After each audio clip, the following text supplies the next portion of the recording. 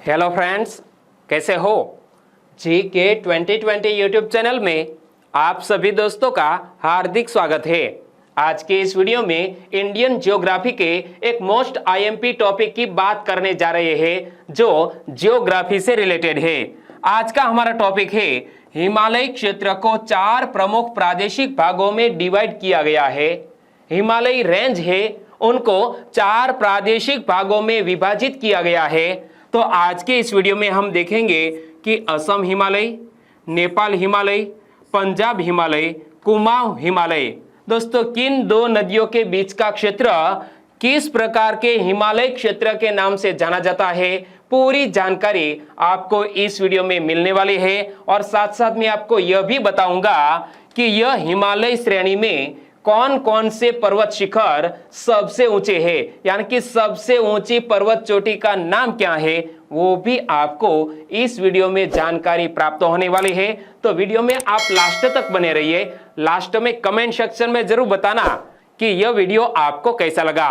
और मेरा स्पष्ट रूप से मानना है कि आप चाहे कोई भी एग्जामिनेशन की प्रिपरेशन कर रहे हैं, लेकिन आपके सिलेबस में यदि इंडियन ज्योग्राफी है तो हमारे इस वीडियो से आपको निश्चित तौर ही मदद मिलेगी। ओके, तो वीडियो में लास्ट तक बने रहिए। सबसे पहले बात करते हैं, हिमालय क्षेत्र को 4 प्रमुख प्रादेशिक भागों में बांटा गया है। यह विभाजन घाटियों के आधार पर किया गया है। पश्चिम से पूर्व की ओर इसका विभाजन किया गया है। क्या? पश्चिम से पूर्व की ओर यह हिमालय क्षेत्र का विभाजन किया गया है। तो याद रखना, हिमालय क्षेत्र को 4 प्रमुख प्रादेशिक भागों में बांटा गया है। यह विभाजन घाटियों के आधार पर किया गया है और पश्चिम से पूर्व की ओर इसका विभाजन किया गया है। तो सबसे पहले बात करते हैं पंजाब हिमालय की। सिंधु व सतलुज नदी के मध्य वाले पर्वतीय भाग को पंजाब हिमालय कहते हैं। आपको याद रख लेना है कि किन 2 नदियों के बीच के क्षेत्र को पंजाब हिमालय कहा जाता है। तो सिंधु व सतलुज नदी के मध्य वाले पर्वतीय भाग को पंजाब हिमालय कहते हैं और इसका विस्तार मुख्यतः जम्मू कश्मीर तथा हिमाचल प्रदेश में है और इस कारण इसे कश्मीर व हिमाचल हिमालय भी कहा जाता है। हिमालय के इस भाग में काराकोरम, लद्दाख, पीर पंजाल, धौलाधार व जास्कर प्रमुख श्रेणियां हैं। दोस्तों यह हमें याद रख लेना है कि पंजाब हिमालय में दोस्तों कौन कौन सी प्रमुख पर्वत श्रेणियां हैं।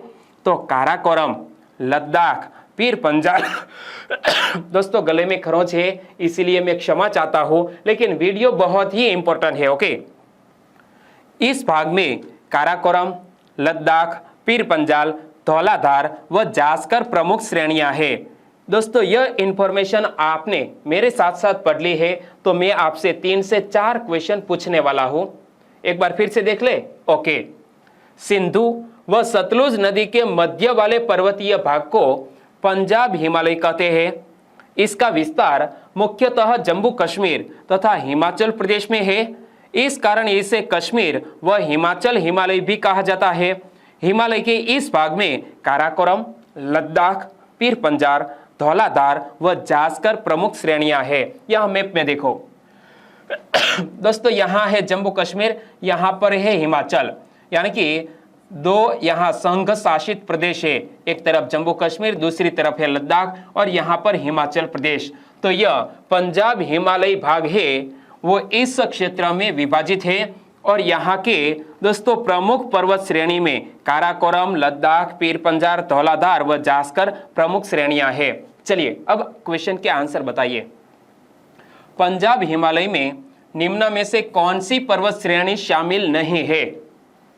मैंने आपके सामने 2 बार पढ़ा, अच्छी तरह पढ़ा, आपको समझाने की कोशिश की। तो बताइए इस क्वेश्चन का आंसर कि पंजाब हिमालय में निम्न में से कौन सी पर्वत श्रेणी शामिल नहीं है? काराकोरम है, पीर पंजाल भी है, धौलाधार भी है, लेकिन केदारनाथ यह पर्वत श्रेणी पंजाब हिमालय क्षेत्र में शामिल नहीं है।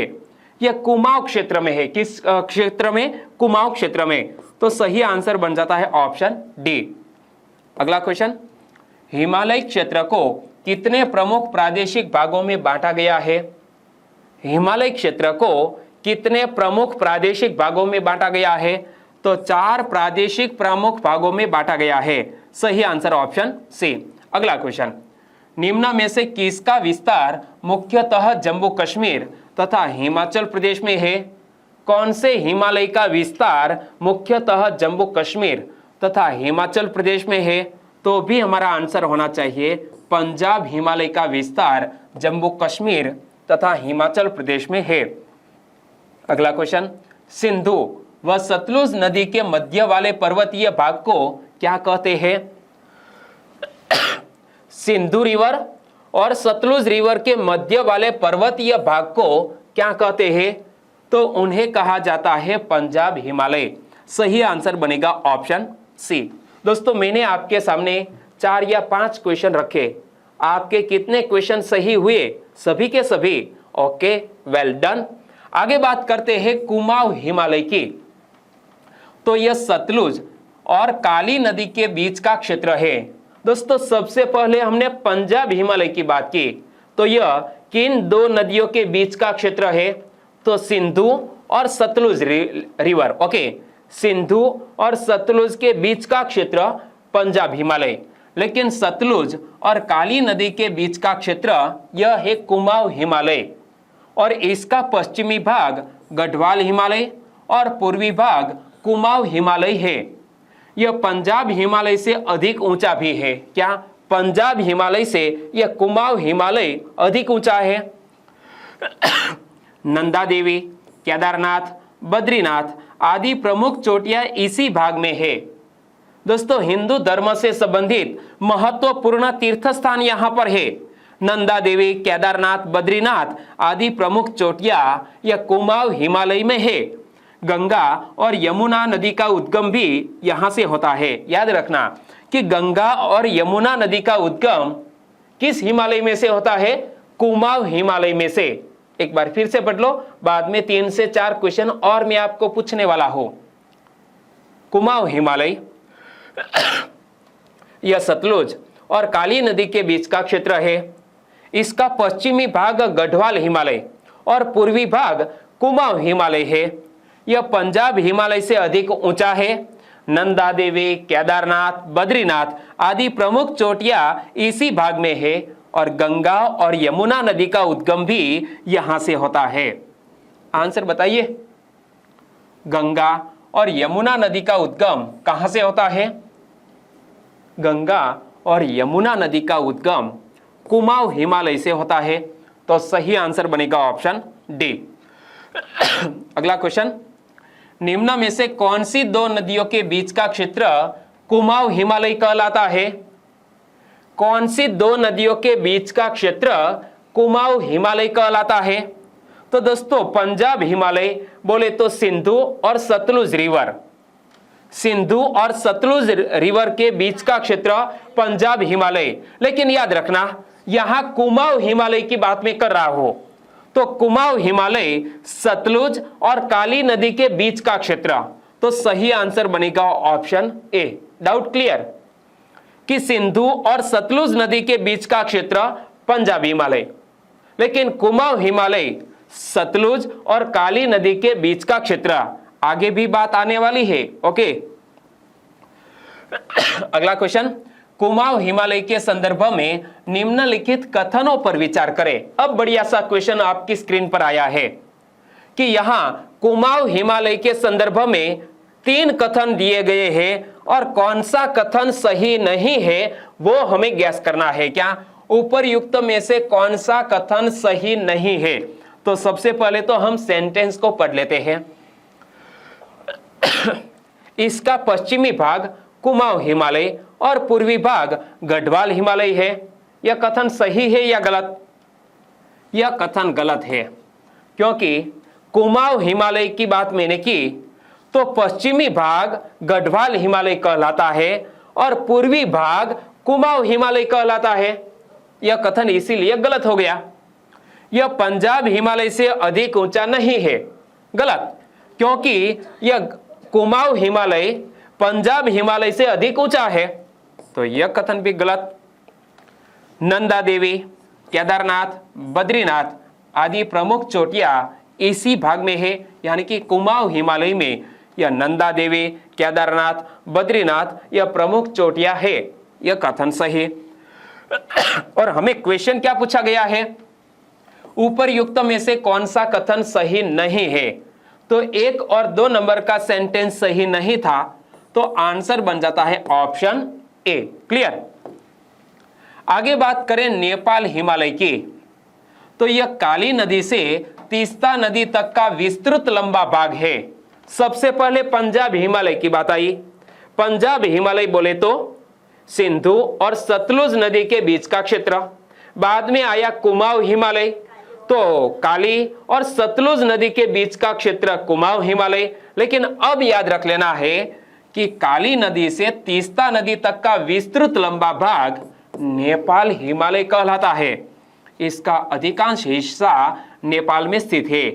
हिमालय की सबसे ऊंची चोटियों में से एक यानी कि माउंट एवरेस्ट, वो भी अब नेपाल हिमालय में ही शामिल है। तो याद रख लेना कि विश्व की सबसे ऊंची पर्वत चोटी नाम है माउंट एवरेस्ट। यह नेपाल हिमालय में स्थित है। याद रखना, हमारे भारत देश में यह माउंट एवरेस्ट अवस्थित नहीं है, बल्कि नेपाल देश में। हाइट कितनी है माउंट एवरेस्ट की, नीचे कमेंट सेक्शन में जरूर बताना। Okay. Mount Everest, Kanchenjunga, Maikal, Annapurna आदि चोटियां इसी भाग में है। एक बार फिर से पढ़ लो, बाद में 3 क्वेश्चन आपके लिए। यह काली नदी से तीस्ता नदी तक का विस्तृत लंबा भाग है। इसका अधिकांश हिस्सा नेपाल में स्थित है। हिमालय की सबसे ऊंची चोटियां इसी भाग में है। माउंट एवरेस्ट, कंचनजंगा, मैकाल, अन्नपूर्णा आदि चोटियां इसी भाग में है। आंसर बताइए। नेपाल हिमालय निम्न में से कौन सी 2 नदियों के बीच का विस्तृत लंबा भाग है? नेपाल हिमालय। दोस्तों, पंजाब हिमालय, कुमाऊं हिमालय और अब आया है नेपाल हिमालय। तो नेपाल हिमालय काली नदी और तीस्ता नदी के बीच का क्षेत्र है। काली नदी और तीस्ता नदी, सही आंसर बनेगा ऑप्शन सी। हिमालय की सबसे ऊंची चोटियां निम्न में से किस भाग में स्थित है? हिमालय की सबसे ऊंची चोटियां और विश्व की भी सबसे अधिक ऊंची चोटियां किस भाग में स्थित है? ओके, नेपाल हिमालय में। सही आंसर बनेगा ऑप्शन बी। निम्न में से कौन सी चोटी नेपाल हिमालय में नहीं है? अब सोचिए, निम्न में से कौन सी चोटी नेपाल हिमालय में नहीं है? माउंट एवरेस्ट नेपाल में, कंचनजंगा, नामचा बरवा, मैकाल। दोस्तों याद रखना, माउंट एवरेस्ट, कंचनजंगा, मैकाल यह तीनों नेपाल हिमालय में है, लेकिन नामचा बरवा यह नेपाल हिमालय में नहीं है, बल्कि असम हिमालय में है। तो सही आंसर बनेगा ऑप्शन सी। यहां एक बार फिर से देख लो, माउंट एवरेस्ट, कंचनजंगा, मैकाल, अन्नपूर्णा यह सभी चोटियां नेपाल हिमालय में है, लेकिन नामचा बरवा नेपाल हिमालय में नहीं, बल्कि असम हिमालय में स्थित है। चलिए, हिमालय क्षेत्र 4 प्रमुख प्रादेशिक भागों और नदियों से संबंधित सही जोड़ सुमिलित कीजिए। एक तरफ हिमालय के 4 प्रमुख प्रादेशिक भाग हैं, दूसरी तरफ 2-2 नदियों के नाम हैं। तो किसको किसके साथ जोड़ो, यानी कि कौन सा हिमालयी क्षेत्र किन 2 नदियों के बीच अवस्थित है? मैंने आपको बार बार रिपीट करके बताया है, अब तो आंसर आपको पता चल जाएगा। हिमालय, पंजाब हिमालय, पंजाब बोले तो सिंधु और सतलुज रिवर, तो ये हो गया। बाद में कुमाऊं हिमालय, सतलुज और काली, कुमाऊं हिमालय, सतलुज और काली। बाद में आया था नेपाल हिमालय, तो काली और तीस्ता और असम हिमालय, तो असम में यह ब्रह्मपुत्र रिवर भी बहती है। याद है ना, जब मैंने आपको एक सिंग वाले गेंडे का एक अभ्यारण्य, वहां से यह ब्रह्मपुत्र रिवर बहती है। तो यह असम हिमालय, तीस्ता और ब्रह्मपुत्र रिवर के बीच का क्षेत्र है। चलिए हमने कुछ सही जोड़ इस तरह सुमिलित की कि पंजाब हिमालय सिंधु और सतलुज रिवर के बीच, कुमाऊं हिमालय सतलुज और काली नदी के बीच का क्षेत्र, नेपाल हिमालय काली और तीस्ता नदी के बीच का क्षेत्र, असम हिमालय तीस्ता और ब्रह्मपुत्र रिवर के बीच का क्षेत्र। तो चलिए लास्ट में असम हिमालय की अब बात करें तो तीस्ता से लेकर ब्रह्मपुत्र नदी तक का पर्वतीय भाग इसमें शामिल है। नामचा बरवा, कुला कांगड़ी आदि चोटियां इसी भाग में है। ब्रह्मपुत्र, लोहित, दिहांग, दिबांग ये सभी नदियां इसी भाग से होकर बहती है। दोस्तों बहुत ही महत्वपूर्ण बात एक बार फिर से देख लो कि तीस्ता से लेकर ब्रह्मपुत्र नदी तक का पर्वतीय भाग असम हिमालय में शामिल है। नामचा बरवा, कुला कांगड़ी आदि चोटियां इसी भाग में है। ब्रह्मपुत्र, लोहित, दिहांग, दिबांग नदियां इसी भाग में से होकर बहती है।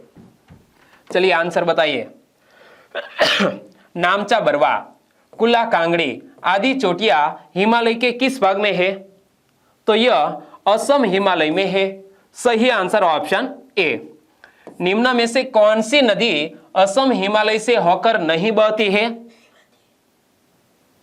निम्न में से कौन सी नदी असम हिमालय से होकर नहीं बहती है? काली नदी, क्योंकि ब्रह्मपुत्र, लोहित, दिहांग और दिबांग ये सभी नदियां असम हिमालय से होकर बहती है, लेकिन काली नदी है वो किस हिमालय में से बहती है मैंने आपको बता दिया है। ओके, नीचे कमेंट सेक्शन में आपको लिखना है।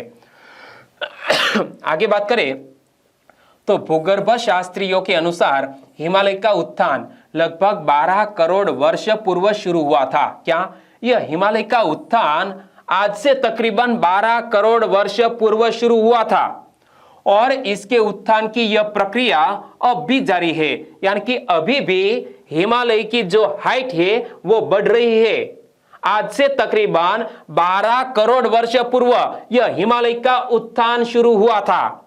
ऐसा माना जाता है कि हिमालय की जगह एक बहुत बड़ा समुद्र था, लेकिन यह समुद्र का नाम क्या है वो भी मैं आपको दूसरे पार्ट में बताने वाला हूं, यानी कि हिमालय से जुड़ा हुआ दूसरा पार्ट मैं आपको कल या परसों पढ़ाऊंगा। ओके। भूगर्भ शास्त्रियों के अनुसार हिमालय का उत्थान लगभग 12 करोड़ वर्ष पूर्व शुरू हुआ था और इसके उत्थान की यह प्रक्रिया अब भी जारी है। इसके समर्थन में निम्नलिखित तर्क महत्वपूर्ण है।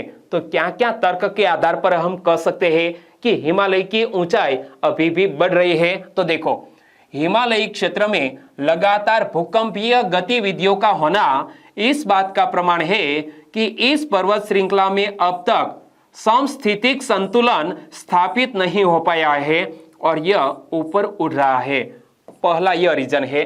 यह रीजन के आधार पर हम कह सकते हैं कि हिमालय की हाइट अभी भी बढ़ रही है। क्या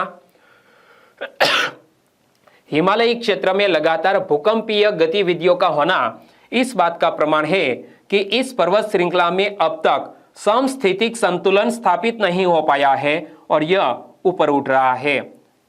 चलिए पहले इस क्वेश्चन का आंसर बताइए, बाद में आगे मैं आपको बताने वाला हूं। भूगर्भ शास्त्रियों के अनुसार हिमालय का उत्थान लगभग कितने वर्ष पूर्व शुरू हुआ था? तो आज से तकरीबन 12 करोड़ वर्ष पूर्व शुरू हुआ था और हिमालय से निकलने वाली ज्यादातर नदियां अभी तक अपनी युवावस्था में ही है। ये भी हिमालय के उत्थान को प्रमाणित करती है। और तीसरी बात कि तिब्बत की कई जिलों का तल भी समय के साथ ऊपर उठा है। क्या यह दो रीजन अभी भी है? एक तो हिमालय से निकलने वाली ज्यादातर नदियां अभी तक अपनी युवावस्था में ही है और ये भी हिमालय के उत्थान को प्रमाणित करती है। तीसरी बात कि तिब्बत की कई जिलों का तल भी समय के साथ ऊपर उठा है, यानी कि हिमालय की हाइट बढ़ रही है। प्लेट विवर्तनिकी के अनुसार भारतीय प्लेट अब भी यूरेशियाई प्लेट की ओर गतिमान है। इसके कारण हिमालय में वलन की प्रक्रिया अब भी जारी है। दोस्तों, हिमालय का निर्माण कैसे हुआ, क्यों हुआ? क्योंकि भारतीय प्लेट अब भी यूरेशियाई प्लेट की ओर गतिमान है, इसके कारण हिमालय में वलन की प्रक्रिया अब भी जारी है। और भारतीय सर्वेक्षण विभाग के अनुमान के अनुसार हिमालय का उत्थान प्रत्येक 100 वर्षों में 20 सेंटीमीटर तक हो रहा है। क्या हिमालय का उत्थान हो रहा है? 100 वर्षों में 20 सेंटीमीटर हिमालय की हाइट बढ़ रही है। विभिन्न वैज्ञानिक विधियों द्वारा हिमालय के विभिन्न भागों की ऊंचाई ज्ञात करने से संबंधित प्रयासों से यही प्रमाण मिलता है कि हिमालय पर्वत में उत्थान की प्रक्रिया अब भी जारी है। इसीलिए तो चीन और नेपाल देश ने फिर से माउंट एवरेस्ट की ऊंचाई मापी है। आंसर बताइए, निम्न में से किस प्रमाण के आधार पर कहा जाता है कि हिमालय पर्वत में उत्थान की प्रक्रिया अब भी जारी है? तो कौन से रीजन के आधार पर हम कह सकते हैं कि हिमालय पर्वत में उत्थान की प्रक्रिया अब भी जारी है? सभी ऑप्शन को ध्यान से पढ़ते हैं। हिमालय का उत्थान प्रत्येक 100 वर्षों में 20 सेंटीमीटर तक हो रहा है। जी हाँ, यह कथन के आधार पर हम कह सकते हैं कि हिमालय पर्वत में उत्थान की प्रक्रिया अब भी जारी है। दूसरा सेंटेंस, तिब्बत की कई जिलों का तल समय के साथ ऊपर उठा है। यह कथन भी सही है। और हिमालय से निकलने वाली ज्यादातर नदियां अभी तक अपनी युवावस्था में ही है। यह तीनों प्रमाण के आधार पर हम कह सकते हैं कि हिमालय पर्वत में उत्थान की प्रक्रिया अब भी जारी है। तो हमारा सही आंसर बनेगा उपरयुक्त सभी प्रमाण के आधार पर हम कह सकते हैं कि हिमालय पर्वत में उत्थान की प्रक्रिया अब भी जारी है। ओके, यह हिमालय से जुड़ा हुआ हमारा पहला पार्ट था। अभी कुछ महत्वपूर्ण फैक्ट जो हिमालय से संबंधित है उनके बारे में हम बात करेंगे अगले वीडियो में। ओके, वीडियो वाकई में आपको अच्छा लगा, हेल्पफुल लगा तो प्लीज़ वीडियो को लाइक करें और आपके दोस्तों को फेसबुक, व्हाट्सएप या टेलीग्राम के जरिए इस वीडियो की लिंक शेयर करना मत भूलिएगा। बस छोटी सी उम्मीद के साथ वीडियो खत्म करते हैं। कल मिलेंगे इसी टॉपिक में। ओके, आपका दिन शुभ रहे। टेक केयर एंड जय हिंद।